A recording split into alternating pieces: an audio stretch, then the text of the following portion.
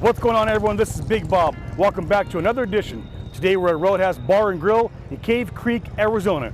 We're going to speak with Big Caz. Stay tuned. Live.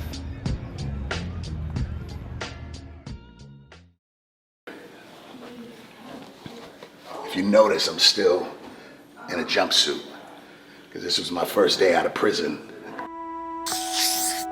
It's the Thuggish Ruggers Ball. It's the Thuggish Ruggers Ball. It's the But just know that it's a privilege because that road don't know who's dying on it, and that bike don't know who's riding on it. You're feeling the strength for the rump, step bump, hit a bump, get a jump, get the dust, this feel just be thugging, straight buzzing, loving your people. So that's what 1% of zero get. Like, I give zero fucks. I might just be at 1, so leave me alone. Right. That's 1% for me. But I gotta get mine, so scream my mo and let me hear ya holler. Not about that mighty dollar, roll with the bum of thugger, follow, chain game remaining the same. Saw right here, my little brother Nipsey. A lot of folks don't realize that's not a fan tattoo. That was my little brother. You know. So yeah, man, this was custom made by a boy of mine. You know, a lot of times people don't realize you never know who's behind something. So a lot of projects I've done, people didn't even realize that it was me that produced them. This is, you know, some of the payoff. There's more plaques, but I just put up the more important ones. This picture right here, if you notice, I'm still in a jumpsuit because this was my first day out of prison, and that's Lazy Bone and Ice-T picking me up, and we went straight to the studio and knocked out a song. But I was so just institutionalized, you know, every picture was just this, throwing up fucking neighborhood. I mean, I love where I'm from, but throwing up something that I don't get a retirement check, a social security, no benefits whatsoever. But if you notice in the picture, my face, I didn't, all I cared about was representing. And Ice-T taught me, you know, man, stop giving to something that don't give back. And, you know, sometimes you just gotta get up and leave to live a fresh life. But, you know, that picture says it all, because this was 1998, and this was the day when my music career started.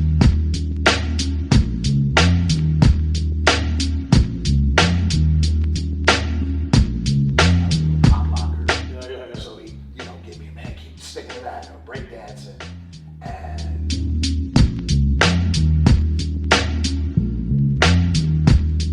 So right here, this is Ghost. And this is Big Caz mechanic. He's the only one that touches Big Caz's bike. my bike right here.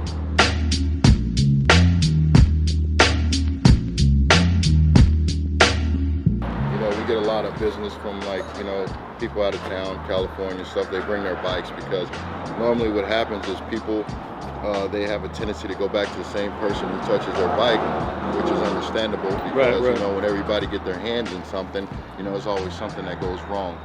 You know, at least you know when one person touches it, you know, it's always going to be that person knows what's wrong with the bike or vice versa. Here's the good and the bad. The good is he's the only one that works on my bike. The bad is I still got to make an appointment with him. Bro, he's not open to the public. Nice. Like, it is. Yeah, Appointments only, huh? we're sort of we're really small Right, shop, you know, and I got a daytime full job. Okay. You know, I'm a carpenter by trade, so when I get the time, you know, I come down here and I have a business partner named Southside Johnny. He's from California. Okay. And he's actually in the old Harley magazines. He used to race Nice. Harley, so you know, he's kind of my mentor, and he's been teaching me a lot about this, you know, and he's really good. Awesome, you know? man. Did you go to school for learning how to No, work on I didn't bikes? go to school for learning how to do this. It was kind of like when your pops take you and put you under the hood or something, you know, and pull the transmission out and slide up from under the truck with the transmission. So he's teaching you how to wrench. That's kind of how I learned, you know, hands-on experience, you know. I mean, school is not going to teach you everything about certain things. You know, it'll teach you basics, but when it comes down to really building and digging into something, you know, you really need someone who's old school there to teach you how to do it properly. You know, and the problem is that's a lot of problem with these new mechanics at Harley Davidson, stuff like that. You know, they really haven't had the old school, you know, guidance that people need to really do the job correctly. You know, like an old guy told me once you go in it, you know, you don't replace the parts with old stuff. You go in there, you change everything with new, because then you know you won't have to go back in it because it's brand new. You're not new to riding. How long have you been riding? I've been riding 20 plus years. 20 plus years. When I first started riding, I was riding dirt bikes. My pops bought me a dirt bike at the age of 8. So I was riding dirt bikes for a while, and how I got into doing this is about the age of, I say about 16, 17. I had a guy approach me and said, "Hey, look, I got this motorcycle for sale. I need $500 for it." It was an old Ironhead Sportster. So what I did was work hard, got the money, bought the Sportster. Ever since then, I thought I was the shit. You know? My shift shaft on the Road King, and I was like, ah, man. He did my shift shaft, redid my bars, did all my oil in one day. That's mechanic. Yeah, it doesn't take And a delivered it. rocket scientist. Yeah. It doesn't take a rocket scientist to turn around and work on something. You know, I mean, you got certain hours that you work on something, but the hours and rates are probably the most reasonable that you're gonna get. You know, we're at $85 an hour. You know, most parts Harley Davidson's charging about $140. You know, but we try to keep it reasonable for the public. You know, and try to keep money in your pocket, because a Harley always breaks down, and HD stands for $100. By the time you're gonna go spend some money on a motorcycle, it's $100. Appreciate it, Ghost. Thank you, man, for letting us stop by and check yourself out. Let's go ride some motorcycles. Did you get your money?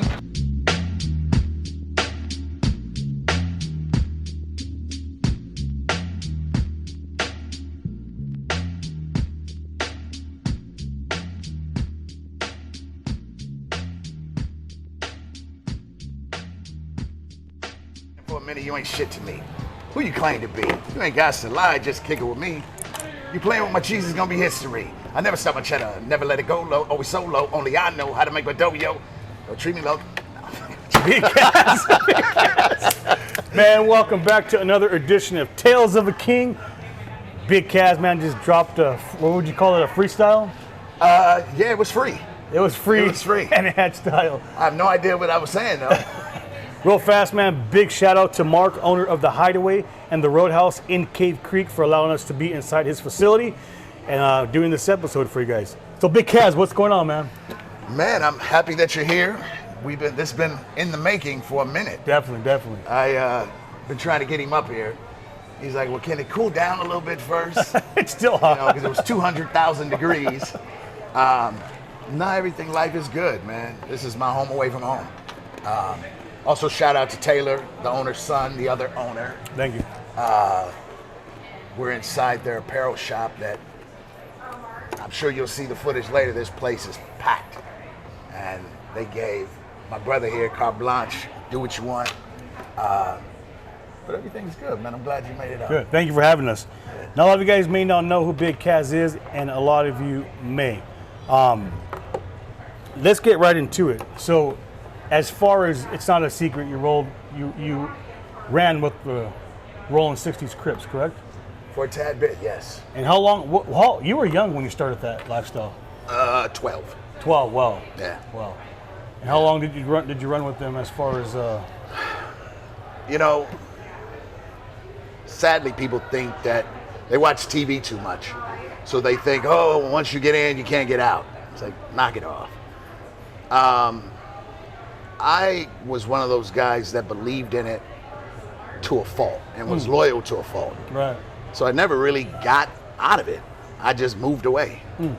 You know, I don't ever categorize myself as a killer, and I believed what CRIP stood for, and sadly, that's not the direction that it went over the years.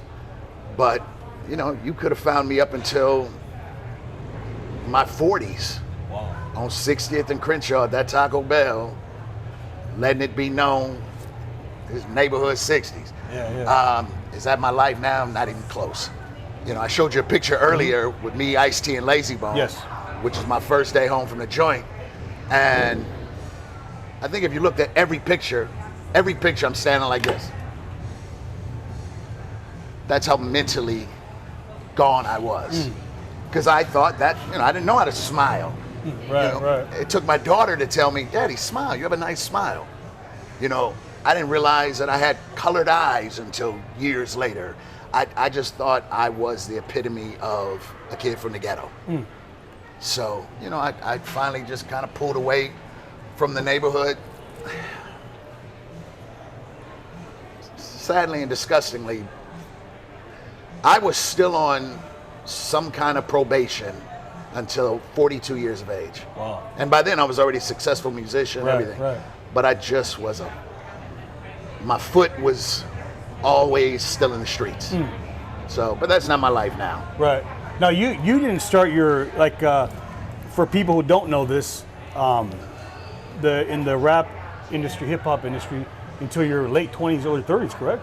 30s. So that was that even something you had a goal, or was it something you just like, hey man, I No. like this shit, let's do it? Fuck no. Can we curse? Yeah. Okay. Well, also you didn't start until after your prison stint, right? No, then I went back to prison again. Okay. But yeah, I probably went back, well, rewind. I grew up with Ice-T. Everybody knows this story, you know. That's my big brother, you know. And people would say we resembled, the long hair, light skin, you know, blah, blah, blah. You know, Ice was more of a hustler. I was into the gangbanging. But I didn't want to be a rapper. I thought rapping was cool, but I was always an eclectic kid. I liked rock music. I liked ska, you know, mod music. Right. I liked a little bit of everything. I loved hip hop, but I know it's not something I wanted to do. And it was my last prison stint, because every time I'd come home from prison, I'd come home a little bigger. I'd know where to find Ice-T, and I'd show up at his house and he'd be like, "You just got home from prison, huh?" How'd you know? But my last stint, when I came home in '98, he was like, "Man, just you and my homeboy Poppy," shout out to Poppy from 60s, "just come with us." And that was my thing. It was leaving the hood. For anybody, and I just, if I can, Do your thing, man. what people don't understand, fuck understanding, don't understand, you have to leave the hood. So all that, oh, nigga can't come to the hood no more, what am I missing?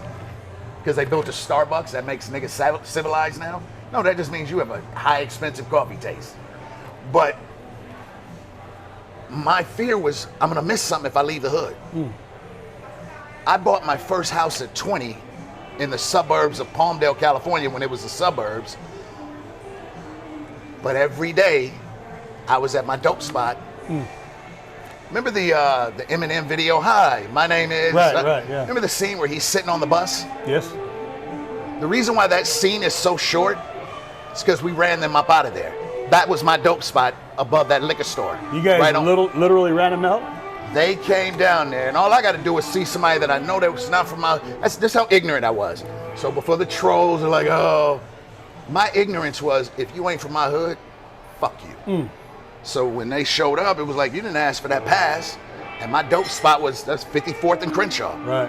And my dope spot was right upstairs, and my clothing store, Colorblind Clothing, was right across the street. Wow. So it was like, nah, you can't come over here unless you cash us out. That's how ignorant I was. Wow. So it was finally me coming home in '98, and Ice-T got me to go out on the road, and I never looked back. Oh yeah. So yeah, and at '98, so if I'm 53 now, I would have been, I don't know, I'm a 9th grade dropout, so I don't know but I would have been in my 30s. Right. Yeah, you think, if I remember the research I've done, I think you're about 31 or 32. Yeah, man. Yeah. Now, So as far as when you transitioned, I don't know how to say it right, from gangbanging to the hip hop, how did you get into motorcycles? Now, I'm gonna say motorcycles. He's gonna explain why right now. I seen this guy on Discovery Channel a few years back, and he started saying motorcycles, but then he breaks it down why you say motorcycle. So I hope everybody catches on to this. You can call it whatever you want, as long as you ride. You ain't got no right to call it anything if you don't ride. Right. The reason why it's called motorcycle, do you ever hear anybody call a bicycle a bicycle? And a bicycle was before a motorcycle. Right, right. So the original origin is motorcycle. But you call it whatever you want. And I've watched a lot of your interviews waiting for a slip up. And this guy's not, the motorcycle, that's his word. That's his word. That's your word. I think that's awesome. My daddy called it that. Yeah. Richie from the Vagos, who's like my mentor. My brother who's on the other side of this camera. It's if you know your history, it's motor. Go anywhere in the South, and I mean deep in the South, like where he's from, and you're gonna hear, go on there, get my motorcycle. And you think you got a bad country accent. No, it's called motorcycle. Proper. So what was the question though? So how did you transition? How did you even get into motorcycles? I should ask. So I got my dad was a biker. I would see the cats in my neighborhood on motorcycles. I got my first motorcycle when I was 14. Wow. And it was a old Triumph. No, not a Triumph. It starts with an R. Or maybe it was a Triumph. Not me. And I remember the guy wanted $250 for the bike. He had a bunch of bikes. We had this magazine in LA called The Recycler.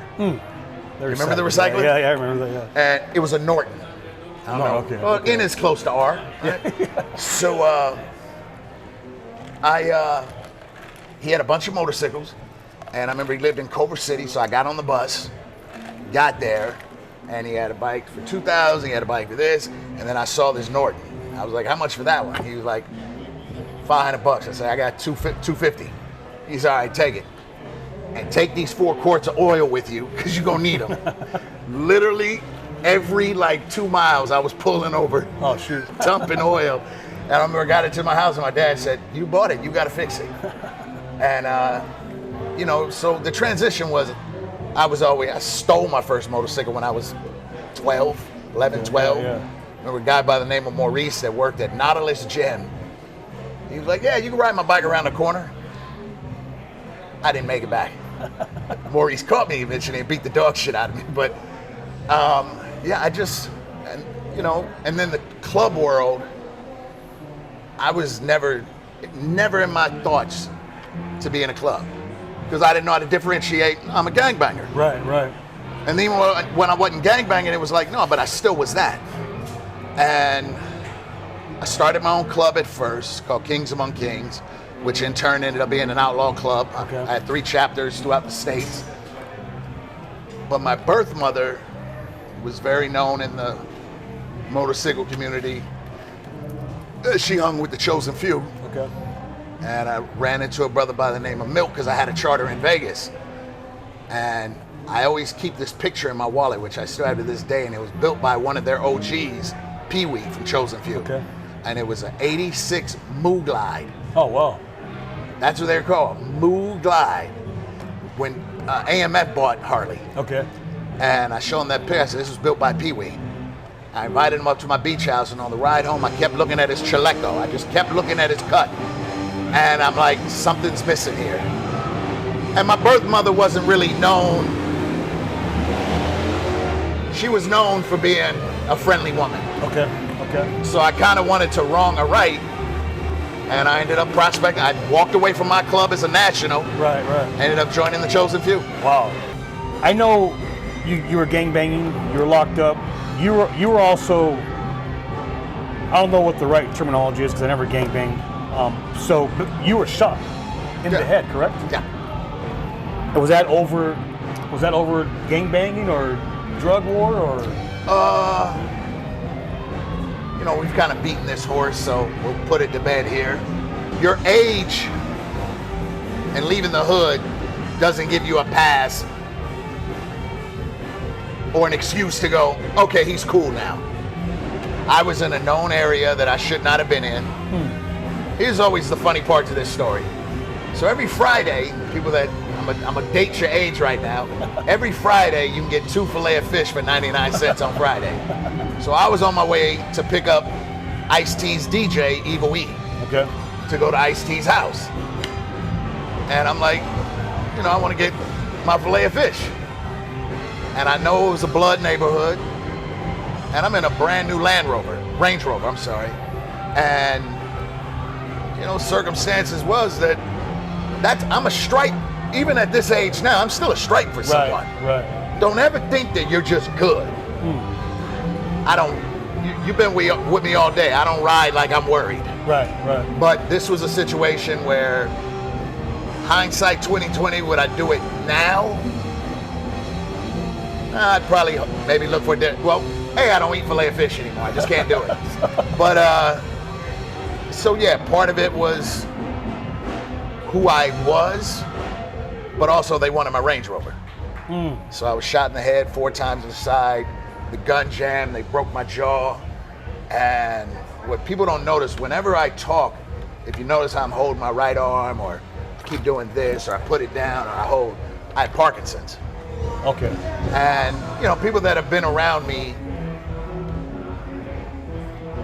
know that I shake. You know, I have what Muhammad Ali has. I have from the, you know, cranial damage. You know, that's the gift that I got out of it. But I shake a mean martini now. But the Parkinson's is from the wound? Yeah, Okay. yeah. It went so deep into my head. You know, you go to a neurologist, you have 1 million nerves. So to find that one nerve, because they wanted to do surgery. Yeah. But to find that one nerve, I'm like, I'll just shake. But yeah, you know, it's my right leg is fake from the knee up. It's all titanium. And I just live with it, man. You do, because you've been riding all these years like that, and I know that has to hurt from time to time. Yeah, you feel it. I mean, well, I'll tell you, when I kick a motherfucker with my right leg, they're like, that's your fake leg? Yes, it is. Titanium. Yes. You know, but I find humor in it. Yeah, I was gonna say, because I mean, I've met people who've gone through, you know, traumas, right? Been shot, stabbed, that can't get past some of what has happened to them in their early life, younger life, whatever they did, you know, prison or drugs or whatever it may be. Did you ever have a problem like with drugs or anything like that? Did you ever dabble in it or mess with that? And obviously we know, you know, you sold it, but Yeah, I've never done a hard drug ever in my life. Never. You know, my birth mother was a drug addict, so I was born addicted already. okay. So maybe I just didn't get that mechanism to turn on to want to do, but I was a dirtbag drug dealer. And smoking weed, I don't like to feel stupid, Yeah. you know, and that's how it makes me feel. But when you go to jail for certain type of violent acts, they put you on hallucinogenics, they put you on narcotics, and I was addicted. This is the first time I've ever telling this. I was addicted badly to psych drugs, to trazodone, Seroquel, primidone, Prozazin. Those are drugs that just make you, because I couldn't sleep. So I would always, once I started vlogging, and I've only been sober half a year, Wow, congratulations, man. and you know, my brother who's here with us, you know, I would tell him stories about the alcohol, but even he's hearing this for the first time, that I was a full-blown addict of taking psych meds. Wow. Even after being incarcerated. I'm only a half a year. I mean, I was on the highest Well, yeah, you did dosage. say that, yeah. Yeah, I was on the highest dosage of trazodone. Wow. And trazodone is for schizophrenia, PTSD, hallucinations. But I was on 300 milligrams. Like you could put a horse out. Wow. And I would still only sleep 3 hours. I was telling you earlier when you were at the house that for years, I always slept with my door closed. Right. If I went to a hotel, I had to always know where I'm at. It was this sickness of that schizophrenia of what can happen. And I remember the day I said I was gonna go cold turkey. And we're talking milligrams, we're talking 1,000 milligrams of a psych drug every night. Woo. You know, where when I started vlogging, to get back to that, and this is how you know I'm off. If you go and look at my old videos, I'm all over the place. So right now, I just remembered to go, oh yeah, let me get back to that part of I would have forgot it and went on to something else. So if you go back and look at my vlogs, I would just be all over the place. And I remember thinking, who am I fooling? And I'd see the comments like, yo, he's all over the place, which made them think I was lying about my life. Right. You know.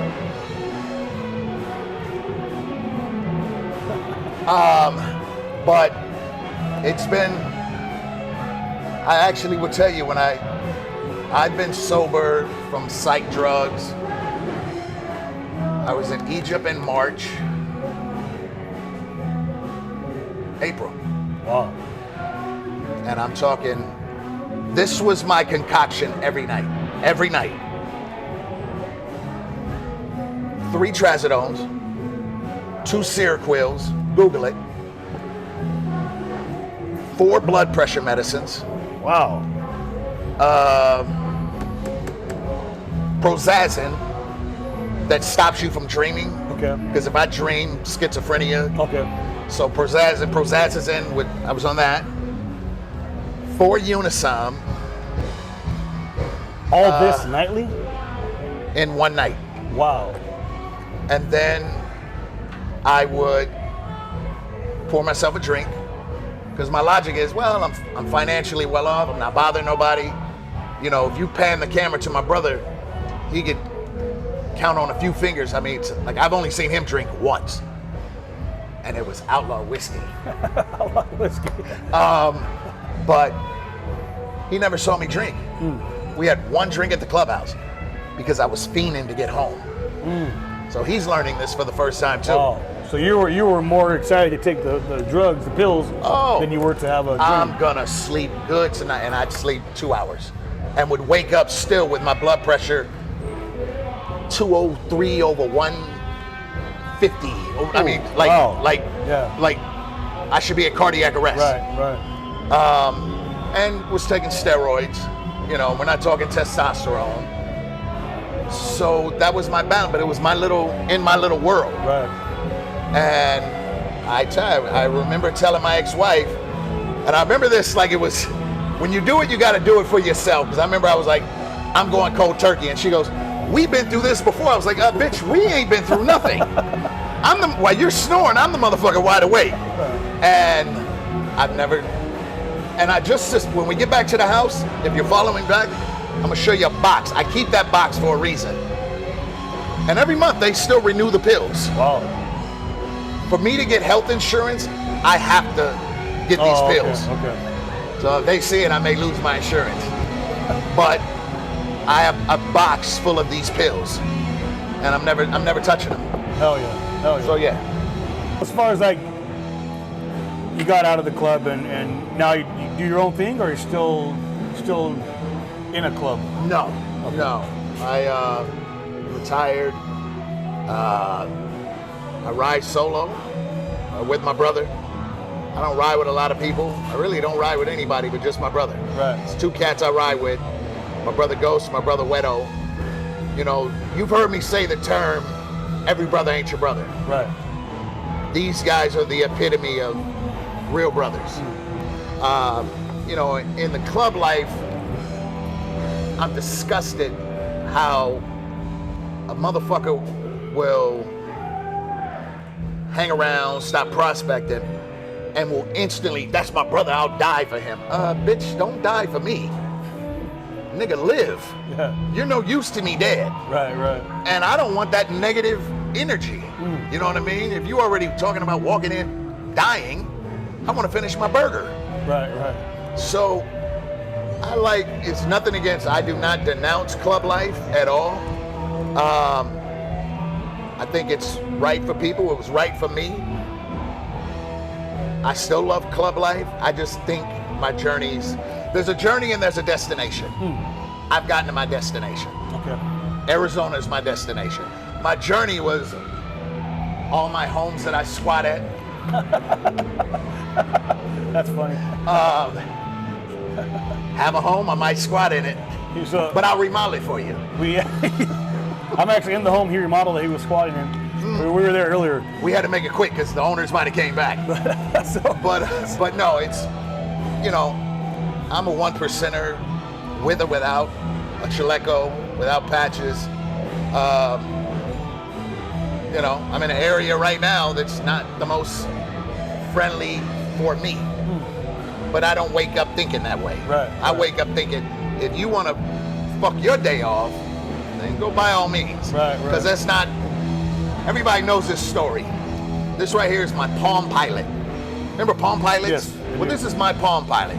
And when I wake up in the morning, I look at it and it goes, nah, I'm not going to do that. And then I check it off and I look at it again tomorrow. And then every day I look at it and I go, nah, I'm not going to do that. So I'm not here to be in anybody. I'm a 1%er, but I'm not here to be in anybody's example of testing me as a tough guy. Like, dog, your motorcycle don't make you tough. Your dick ain't going to get no bigger. Your bitch ain't going to think you're any cuter. And no matter how tough you are in this club life, there's a 5'2" cop that could fuck your whole day up. Tough guy. Yeah, there it is. Now well, I want to talk about one more thing. You said, I watched one of your interviews, you said you're 1% away from giving 0 fucks. What does that mean? So that's a saying that my dad used to say. When they came up with when Hurley came out and said what a 1%er is, 99% of law-abiding citizens are Harley riders, and there's that 1%. That's not where 1% comes from. It does not. 1%ers were before that shit even happened in Hollister. 1%er just means, look, the 99% shit that you're doing, I don't want to have nothing to do with it. But if you keep pushing it on me, I'm probably 1% away from giving 0 fucks and reminding you why I don't want to have nothing to do with your 99%. I don't want to go to your church. I don't want to vote for your president. I'd give 0 fucks about what you think, mask, vaccinate, whatever I do as a 1%er is what I do. But I also don't want to rob you. I don't come with a stereotype of I'm gonna, you know, 1%er just means, man, I don't live the life. Now, you're at a biker bar, correct? I have nothing in common with these people. Now that should confuse you. I have nothing in common with them. When we're riding up, every time people would wave, I'd look in the rearview mirror and I'd notice you'd wave. Did you ever see me wave? No, I never seen you or Ghost wave. Did that confuse you or you? Oh, I kind of figured, but it's none of my business, you know what I mean? I can only speak for me. My daddy never waved. I don't have nothing in common with you because you ride a fucking motorcycle. You don't see 2 dudes in a Camaro going. And sadly, if I do this shit all day long, I can show up at the same, but if I do this 200 times a day, and those same 200 are at a bar later, when I show up, not that I'm some threatening guy, but if I show up and they see the tats or I have my chaleco on, my colors, I'm not gonna get a, hey, how you doing? I'm gonna get, like I'm gonna come and fuck the bar up. Hence, why do you think bars say no colors allowed? They don't mean in a racist way. Maybe in the South. But that's what a 1%, I don't have nothing in common just because you ride a motorcycle. If your battery's dead, hey man, I hope you got AAA. I'm not helping you. I want to come and have a good time and go home. Because, and then you can go, damn, that sounds kind of harsh. I don't know, that guy could be a child molester, might have beat his wife, kicked his kids. All I ask is, don't fuck up the stereotype of what bikers are. Because if I get pulled over, they're punching me in and a whole different story pops up. You know, when Weekend Johnny jumps on his motorcycle, and look, you ride a bike, man, salute. But just know that it's a privilege because that road don't know who's dying on it, and that bike don't know who's riding on it. So that's what 1% of zero get. Like, I give 0 fucks. I might just be at 1, so leave me alone. Right. That's 1% for me. Man, so you gangbanged, you sold dope, been in prison, you were part of an outlaw motorcycle club, correct? Yeah. Now you have, I don't want to say 360, but you have turned your life pretty much around from illegal activity, obviously, you said it, to owning a whiskey, owning a vodka, owning a wine, having real estate. Legit, all legit. You're a taxpayer. Yes. You're as legit as they come. What you did, anybody could do. Not what you're saying. What you did can be done if somebody wants to make it happen. I wasn't born special. I might be built a little different, but you know, when I did, I didn't start really doing interviews. You know, when I left Bone Thugs and Harmony, I was done with entertainment. Went off the grid. I just did a big movie, first starring role, and I remember sitting in the living room with my ex-old lady and was like, I don't want to do this anymore. And I came out here. Me turning my life around, I would have been doing these same things when I was selling dope. I would have been doing these same things when I was doing music. Because one income can compensate the other. Right. Oh, I'm on tour. I'm gonna make a shitload of money on tour. But I also am taking dope with me on tour to every state. You wanna be a successful drug dealer, be a rapper. Because everywhere you tour, you can take dope with you. Just don't get pulled over because then you're fucked. But me transitioning to a regular law-abiding citizen was realizing that hustle gets tiring.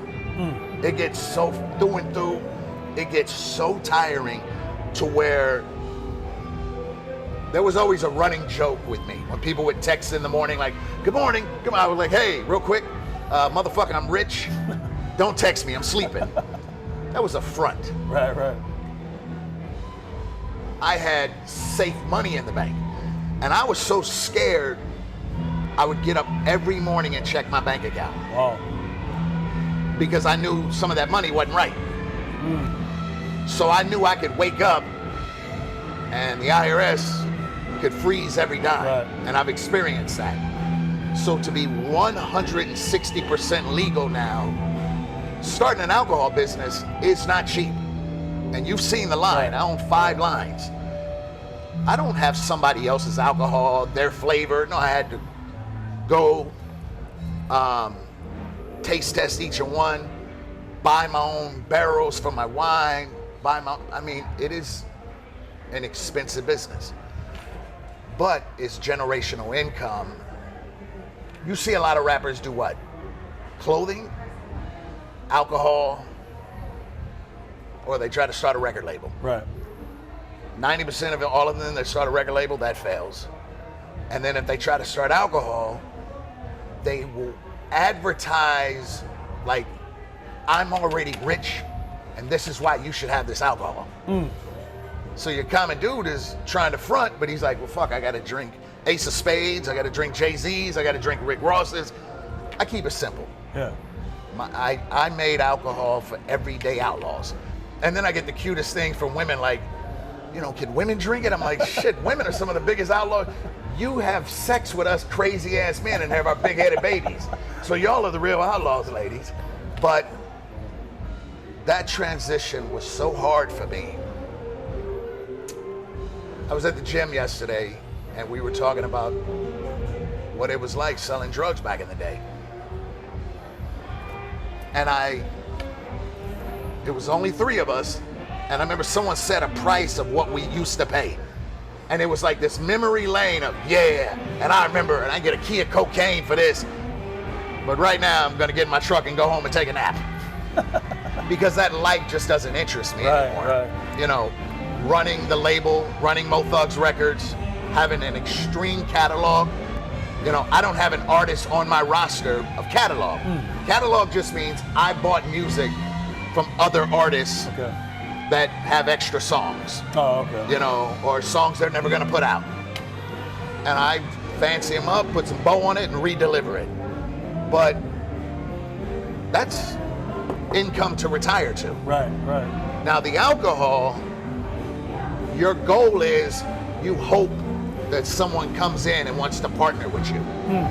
And I'm 3 months in and I already have a partner. Nice. So I'll be in stores. I'll be in stores in the next month. Because right now it's been this bar and about 19 bars, and shipping direct to consumer. Right.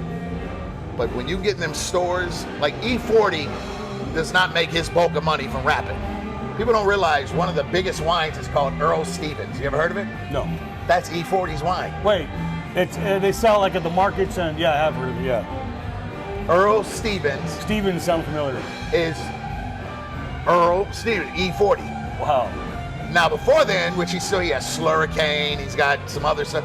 You know, that was ghetto. That was Right. And when he came out with Earl Stevens, and you're in all the supermarkets, you're in the big wineries, that's a whole different dynamic. Right.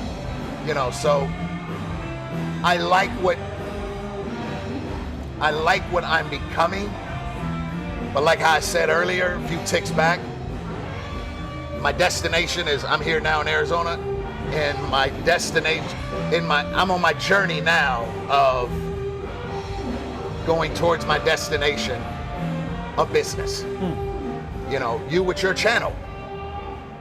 Y'all don't notice how many hours a week do you work? 40 plus. Right at my regular job. And you're not wrenching, you're rebuilding and Yeah, we hammers, we wrench, we putting the muscle sleeves. everything. Yes. And you got in your vehicle with your whole family and came up here for this show. Yes.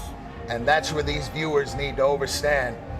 When you're hating, because a lie is always more entertaining than the truth, you're fucking over somebody's uncle, somebody's dad, somebody's brother, somebody's husband, somebody's son. So what's the point in trolling when you can just go, man, like what you just asked me, if he could do it, I could do it. And if you don't like it, don't watch it. But why fuck a person's life over that's not stopping your life? So that's what makes me proud of people like you. So when you acknowledge my work, I'm like, I'm not getting in my fucking car driving nowhere. You know what I mean? So, yeah. Big Caz, man. Thank you, bro. I appreciate it. My man. You guys, check him out. Like always, all his information will be on the bottom. We appreciate you, man, for coming on and talking with us. Very inspirational, very motivational, man. And he's just getting started himself at his young 53 years old. He's 53 years of age. But we hope you guys enjoyed this edition of Tales of a King. And once again, thank you to Mark and Taylor, owners of Hideaway and the Roadhouse in Cave Creek. We'll see you guys soon. King Life. That's classic.